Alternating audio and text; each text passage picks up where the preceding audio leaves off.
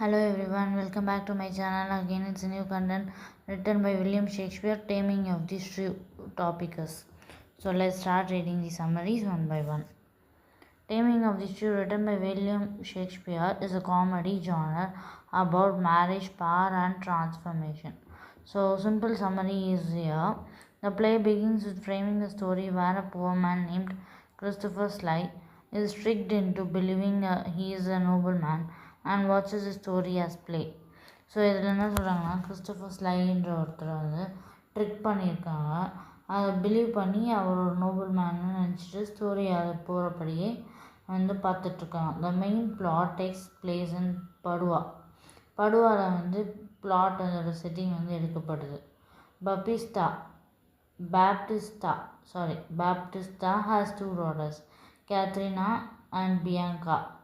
Katrina called as Shrew, Bianca gentle and obedient with many suitors.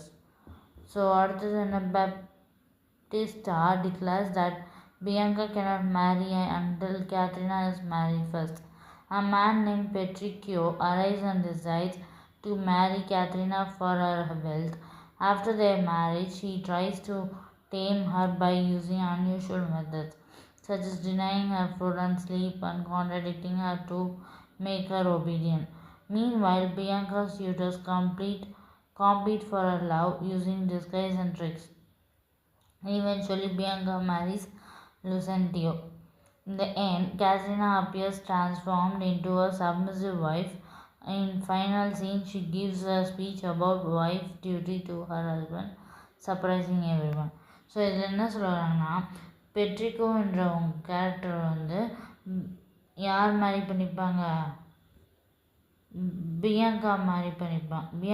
Katerina மாதிரி பண்ணிப்பாங்க. Katerina மாதிரி பண்ணி கொஞ்ச நாள் வந்து ஃபஸ்ட்டு டேம் நல்லா கஷ்டப்படுவாங்க. டேம்னா என்ன, அதாவது ஃபுட்டாலேயும் அப்புறம் ஒரு சில ஸ்லீப் இல்லாமல் அவளை ஒபீடியண்ட்டாக மாற்றுறதுக்காக பெட்ரிகோ வந்து வேலை செய்வாங்க. ஆனால் மீன்வைல் பியாங்கா வந்து லூசன்டியோ வந்து மேரி பண்ணிப்பாங்க. கடைசியில் வந்து சப்மிசிவ் ஒய்ஃபு அவளை வந்து ஒரு பெட்டர் ஸ்பீச் கொடுத்து மாறிடுவாள். இதுதான் வந்து